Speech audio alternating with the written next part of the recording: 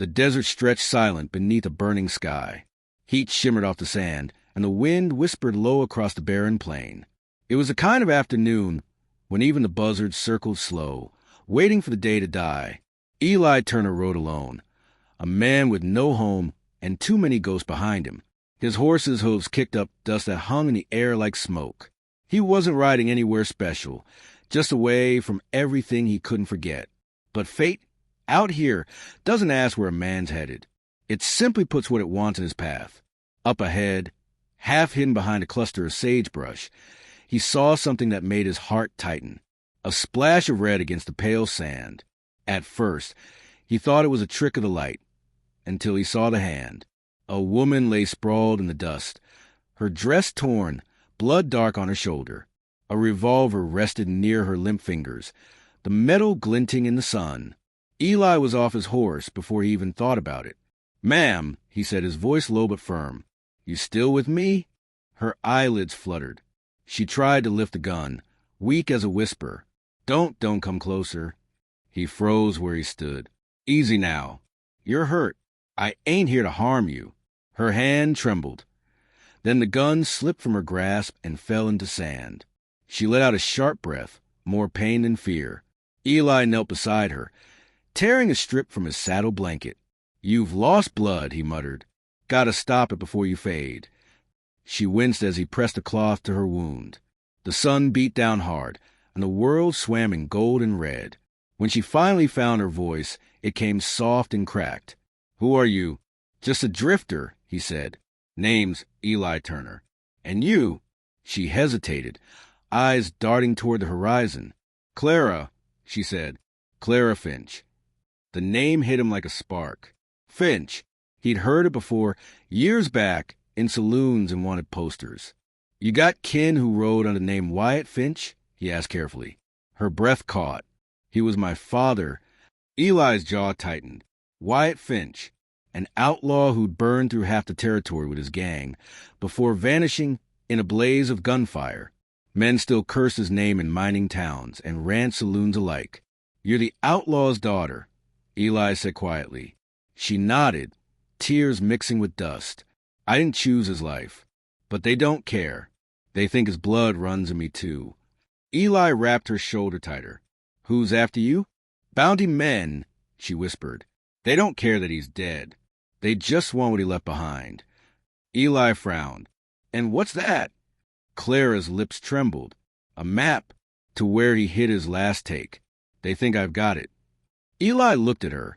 This girl, barely 20, lying broke in the dirt for something her father did. The West could be cruel, but this was low even for men chasing gold. "Can you ride?" he asked. I can try." He helped her up slow, careful not to tear the wound open again. She was light, too light, her strength fading. He hoisted her onto his horse, then swung up behind her. "Hold on," he said, his arm steady around her waist. "We'll find shade before the sun finishes you off." They rode toward a dry creek bed lined with scraggly mesquite trees. The wind picked up, carrying with it a faint echo, hoofbeats in the distance. Eli's eyes narrowed. He turned his head, scanning the horizon. 4 riders, too far yet to see faces, but close enough that he knew they weren't lost travelers. He urged the horse faster. "We ain't got long," he muttered. Clara's voice broke through the wind. "They found me once before. They'll find me again. Not if I've got anything to say about it." They reached the shade of a rocky outcrop, the kind that once might have sheltered bandits or wolves. Eli dismounted and helped Clara down, easing her onto a patch of grass. He poured water from his canteen and held it to her lips. She drank slow, her hands trembling. "You should go," she said. "They'll kill you, too."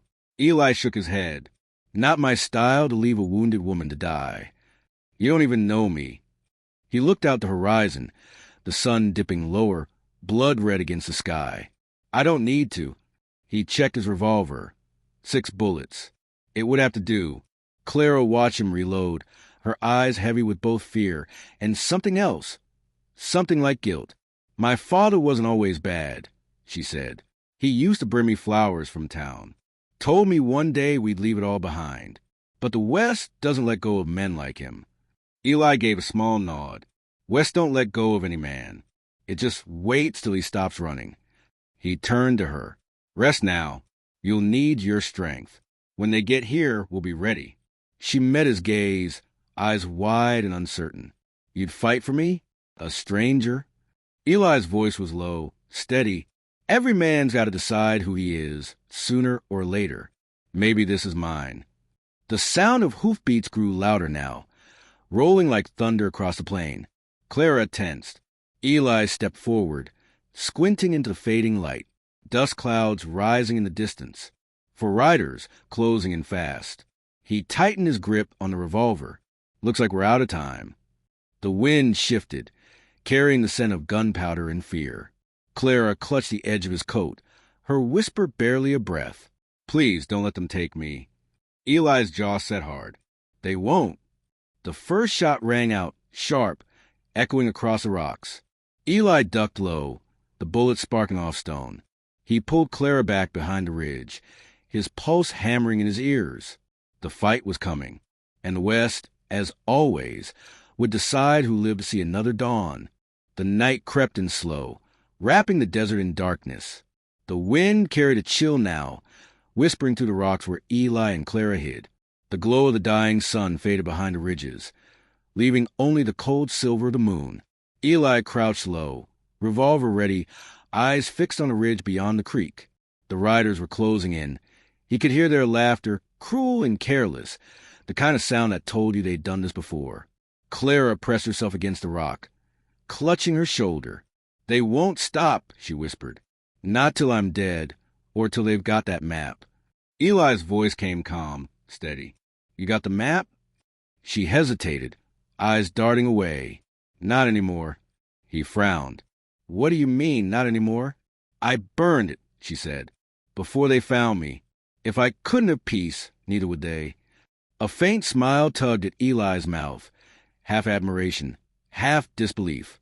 You got fire in you, girl. Maybe more than your father ever did. Clara's eyes glistened. He'd say the same if he could see me now. The sound of hoofbeats stopped. Then came the soft jingle of spurs and the creak of saddles. Voices murmured in the dark. She's close, one of them said. Tracks and right by them rocks. Another man laughed, low and mean. Good. Boss will pay double if she's still breathing. Eli took a slow breath, the revolver heavy but sure in his hand. Stay down, he whispered. The first rider appeared on the ridge, a shadow against the moonlight. Eli fired once. The man dropped with a cry, tumbling from his saddle. Gunfire cracked through the night. Bullets hissed against stone. Sparks flew where leads struck rock. Clara ducked, covering her ears, her body shaking with every shot. Eli returned fire, calm and precise. One by one, the riders tried to circle him, their shouts echoing through the canyon. But he was faster. The third man shot grazed Eli's arm. Pain flared, but he didn't stop. He fired again, this time hitting his mark. When the dust finally settled, the desert went silent. Only the faint groan of a wounded horse broke the stillness. Eli lowered his gun, breathing hard. That's 3, he muttered. Where's the 4th? Clara lifted her head, scanning the dark. Then she froze. A shadow moved behind them, quiet, patient. Eli, she screamed. He spun, but too late. A gun barrel glinted in the moonlight, pressed against his temple. Drop it. A voice growled. Slow. Eli's revolver hit the dirt. The man stepped forward, his face cruel and weathered, his grin twisted with greed. Well, now, he said. Didn't expect to find company. Thought the girl was alone. Clara's eyes widened. Read. The man laughed. That's right, sweetheart. You didn't think I'd let you run forever, did you? He grabbed her arm, jerking her close. She cried out, her wound reopening. Eli tensed, every muscle coiled like wire. Easy, cowboy, Reed sneered. You so much as blink wrong, and I paint the sand with your brains. Eli's jaw tightened. You bounty men sure do talk big when you're pointing a gun at someone who can't shoot back. Reed smirked. Maybe, but talking pays good when the girl's got what I want. She told you, Eli said, "The map's gone." Reed's eyes narrowed. "I don't buy that. Her old man never did anything without a backup plan. If she burned one, that means there's another." He yanked Clara closer, his knife flashing at her throat. "Where is it?" Tears welled in her eyes, but her voice was steady. "You'll have to kill me to find out." Reed chuckled. "That can be arranged." In that moment, Eli saw it. The way Reed's grip shifted, his focus on Clara, not him. He moved fast. His hand shot to his boot, pulling a hidden knife. With one motion, he lunged, slamming his shoulder into Reed's side. The gun fired, the flash lighting the rocks. Clara screamed. Reed staggered, the bullet tearing into the ground beside Eli's leg. The two men grappled, dirt flying, fists landing hard. Reed was strong, stronger than Eli had expected, but Eli fought with something more than strength. He fought with fury. For every innocent he'd seen left in the dust, for every name the West forgot, Reed slammed him into the rocks, his knife flashing again. Eli caught his wrist, twisting hard until bone cracked. Reed howled in pain. Eli didn't hesitate. He drove a knife into Reed's chest. The outlaw gasped once, his body going limp. Then silence. Clara crawled toward him, shaking. "Eli, you're bleeding." He glanced at his arm, blood trickling down. "Just a scratch." Her hands trembled as she touched his sleeve, her voice breaking. "You saved me again." Eli wiped the sweat from his brow, eyes scanning the horizon. "Ain't over yet. Those men might have had more waiting." Clara looked out into the vast darkness, the stars cold above them. "Do you think the law will come?" Eli gave a humorless smile. "Law don't ride this far, unless there's gold involved. Out here, it's just us." She nodded slowly, her expression hardening with quiet resolve. "Then we bury them. All of them. So no one else has to die for my father's mistakes." Eli looked at her, this girl who'd been hunted, beaten, and left to die, and saw something in her eyes. The same steel he'd seen in the eyes of survivors. "All right," he said. "Let's give the desert back what it took." They worked in silence beneath the pale moonlight. The sound of shovels scraping rock echoed across the empty plain. When it was done, Eli stood over the shallow graves, his hat in his hand. Clara whispered a few words, soft and low. Not prayers exactly, but close enough. When she was done, she turned to him. "Thank you." Eli met her gaze. "Don't thank me yet. We've still got to make it out alive." She looked past him, toward the horizon. "There's a cabin," she said, "north of here. My father used it once. If we can make it there by morning." Eli nodded. "Then that's where we'll go." The wind howled through the rocks as they saddled the horse once more. As they rode into the dark, the desert stretched endless ahead of them. But behind them, in the cold sand, the dead were silent. And for the first time, Clara Finch dared to hope that maybe, just maybe, the past was finally buried too. The dawn came slow over the desert, bleeding red and gold across the horizon. The air was cool now, the kind of quiet that makes a man believe the world has finally stopped spinning. Eli Turner and Clara Finch rode through the pale light, their horse tired but steady. The night had been long, but they had survived it, and that was something few could say in these lands. Clara leaned against him, her head heavy on his shoulder. Her wound had stopped bleeding, though her face was pale as morning ash. Eli kept his arm firm around her, his eyes always on the distance. "Just a little farther," he said softly. "You hang in there, right?" She gave a weak nod. "I'm not giving up. Not now." The trail wound through dry rock and dead brush until, finally, a small cabin appeared at the base of a ridge. It was old, leaning, half swallowed by dust and time, but it stood. Clara's breath caught. "That's it. My father built that place years ago." Eli helped her down and guided her inside. The air smelled of old wood and smoke. Cobwebs clung to the rafters, and a broken chair sat in the corner, but it was shelter. He set her near the hearth, fetched water from his canteen, and tore fresh cloth to clean her wound again. His hands were steady, though the look in his eyes carried more weight than words could hold. "You've done enough," she whispered. "You should leave while you can, before more come." Eli shook his head. You still don't get it, do you? I didn't ride into this by accident. Maybe I was meant to find you. She looked at him, unsure whether to believe it. Meant to? He gave a faint smile. A man spends too long running from ghosts. Sooner or later, he's got to stop. Maybe helping you is how I do that. Outside, the morning stretched wide and endless. The sound of a distant hawk carried on the wind. For the first time in days, Clara felt something she thought she'd lost forever. Peace. But peace never lasted long in the West. A shadow crossed the doorway. Eli's hand went to his gun in an instant, the steel cold and familiar in his palm. The man in the doorway was older, his coat dusted with trail dirt, his badge glinting faintly in the sun. Marshal Briggs, the man said, his voice rough but calm. Heard there was trouble south of the ridge. You Eli Turner? Eli didn't lower his weapon. Depends who's asking. I'm asking, the marshal said, stepping in. And I ain't here to fight.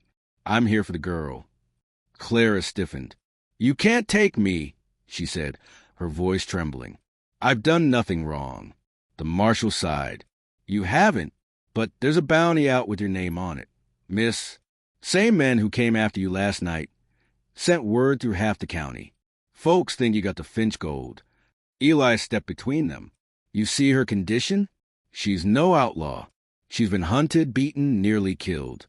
That's your law at work. Briggs studied Eli for a long moment. You kill for men. They left me no choice, Eli said flatly. The marshal nodded slowly. Maybe not. Clara's eyes filled with tears. Please, I just want to live. I don't have the gold. My father's gone, and so is his sin. I burned what he left. Briggs's gaze softened. You burned it? She nodded. All of it. Every mark of what he did. The marshal was silent for a long moment. Then he took off his hat and sighed. Then I've no reason to drag you back. Sometimes the law has to look the other way when a soul's already paid its due. Eli's shoulders eased. Appreciate that. Briggs glanced at him. Don't thank me yet. You got your own ghost, Turner. I know your name. The war, the fight at Red Creek. You've done your share of running. Eli's eyes met his. Not anymore. The marshal gave a small nod, pulled his hat low, and turned for the door. Then you two take care. This country don't give second chances often. Don't waste it. When he rode away, the silence returned, soft and heavy, like the calm after a storm. Clara looked at Eli, her voice barely above a whisper. You stayed, even when you didn't have to. He smiled faintly. Guess I didn't have anywhere else to be. She reached for his hand. What do you do now? Eli looked toward the horizon, the sun rising gold over the dust. Fix what's left. Maybe build something worth staying for. Clara's lips curved in the smallest of smiles. Maybe you already have. The day passed slow. By evening, the cabin was filled with a soft glow of firelight. The shadows danced on the walls as Clara rested, her color returning, her spirit no longer trembling. Eli sat by the fire, cleaning his revolver, the sound of metal on cloth slow and sure. When she finally spoke again, her words were quiet but firm. You saved my life, Eli Turner. Twice now. But more than that, you reminded me what it feels like to be free. He looked at her, something warm flickering in his eyes. Freedom's a strange thing, Clara. It costs more than most folks can pay. But once you've got it, you fight like hell to keep it. The fire crackled, the desert night settling in again. Outside, the stars burned clear and cold. For the first time in a long while, there were no footsteps in the dark, no hunters, no fear, just two souls, scarred, tired, but still standing, sharing the quiet truth of survival. Weeks passed. The wound healed. The land, too, seemed to breathe easier. Clara tended the garden that grew behind the cabin. Eli fixed the roof, rebuilt the corral, and mended the old fence that her father had once built with rough hands and rougher dreams. The ranch began to live again, not with gold, not with greed, but with peace. And little by little, that peace grew into something stronger, something like love. Not the kind sung about in taverns or scribbled in cheap paper novels, but the kind that grows in silence. the kind born from shared pain and earned through trust. Eli Turner had been a drifter once. Now, for the first time, he had somewhere to stay. And Clara Finch, the outlaw's daughter, was no longer running from her name. She had given it new meaning. Together, they found something the West rarely gave: a home, a future, a reason to keep living. And when the wind blew soft through the valley, carrying the scent of rain and wild sage, Eli would sometimes smile and say, "Guess even the desert's got a heart, if you look hard enough." And Clara would answer, her voice warm and sure, "Only if you give it one first." The story of Eli and Clara isn't just a tale of the frontier. It's a reminder that even in the harshest places, redemption can still take root. That courage isn't the absence of fear. It's standing tall in spite of it. And love, real love, isn't found in comfort. It's forged in fire, when two souls refuse to give up on each other, no matter how the wind blows. So if you're listening now, wherever you are, remember this. No matter how far you've fallen, no matter what the world's taken from you, there's always a dawn waiting somewhere beyond the dust. You just have to keep riding toward it. The desert had finally quieted. The dust settled. Eli and Clara had survived the night, and for the first time in a long while they could breathe. But their story and the story of the Wild West isn't just theirs. It's a reminder that courage, loyalty, and hope can be found in the most unforgiving places if you're willing to fight for it. If you loved riding alongside Eli Turner and Clara Finch, don't let their story end here. Subscribe, like, and hit the bell so you never miss another tale of survival, danger, and redemption from the Wild West. Because out here, every sunset brings a new story, and every dawn waits for those brave enough to chase it.